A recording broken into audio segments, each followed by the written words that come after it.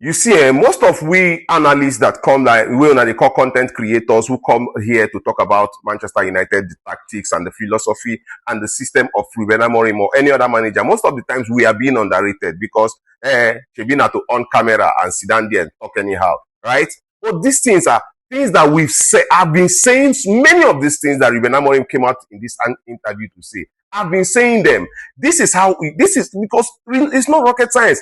I've been watching football for a very long time, not to understand when a manager brings out a formation. I told people that this 3-4-3 formation is even better to me than the 4-4-2. Somebody said go back to 4-4-2. I said I was telling you, if you go back to 4-4-2 formation or 4-3-3 formation with Bruno and Casemiro, you will still not get any result. With Harry Maguire in the defense, you will still not get any result. Look at the players that we were using to play a defense. We were using Victor Lindelof and Harry Maguire in defense. How? How do you think that any manager would have been able to get results with this kind of players?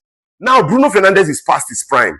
And then we call the Ruben Amorim, they play a box-to-box midfielder inside this formation. How would I think, say, because these guys are traditional number 10, traditional number 4s. It would not work. That is why I tell you, say, the board, they failed this manager. Ruben Amorim talked about being crazy in the field. Like he mentioned Matheus Cunha, who once things are going bad, he wants to get the ball and get on with it. He talked about Brian Mbeumo. Why? He talked about Brian Mbeumo, that once things are going back in the going bad, you see Brian Mbeumo with a different light. But look at the likes of Bruno Fernandes and Harry Maguire. Their heads are down.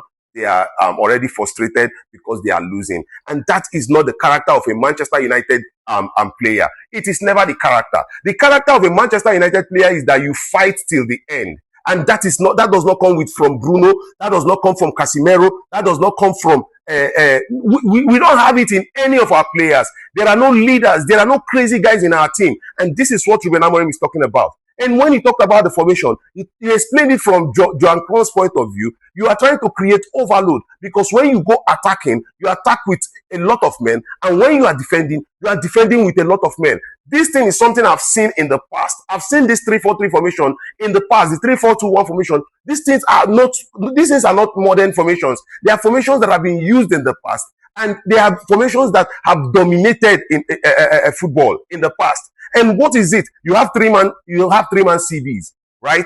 And you have the wing backs. And the wing backs are instrumental to this formation because they help you create the width in that field. And also they can narrow down into those number 10 positions while the number 10 players actually go upper field or they spread and also create the width for you. This is just simple formation. We're not difficult. But somehow Manchester United players are so lazy that they can interpret these things on the field of play. You have to be running. The English Premier League deserves you to be running every time. The English Premier League deserves you to have that energy within you. And if you have to play in the midfield position for Manchester United, you have to have the tank. You need to get the strength. These players don't have the strength. These players don't have the ability. The physicality is not there. Not Casemiro, not even Ugarte, not Bruno Fernandes. And these are the problems at Manchester United. But anyway, Shavina Eda sit down for back of camera, they look into camera, they talk putting full in mouth. No being get the job now. For that reason,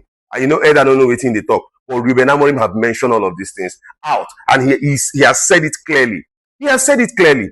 And if Harry Maguire and Bruno watch that interview, they go know say Ruben Amorim was talking to them. Now I understand why Ruben Amorim no even fit come out Bruno Fernandes, because like he's going to lose the dressing room if he come out Bruno Fernandes for captain. Yes, because all of these players then be friends, and somehow Ruben Amorim have to kill that player power in Manchester United. We still have some of them. We have Bruno, we have Dalot, we have Harry Maguire. We have them in the field, in our dressing room. We also need to remove Casemiro. These are things that are clear. See, let me tell you, it's not about selecting Mainu. It is not about selecting Ugarte and putting them there where I say, okay, these players, let me do what the fans want. Because the fans want to see Mainu. The fans want to see, the fans want to see Sani Lamens. The fans want to see all of these players. But the question is, do you think that these players are good enough? Do you think that these players can give you that which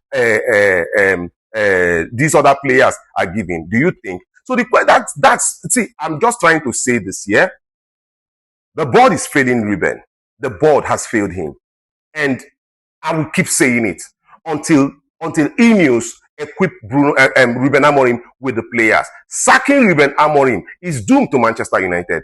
You are not getting any manager. Some people say that Oliver Glasner will take us up there and help us get the fifth or sixth position.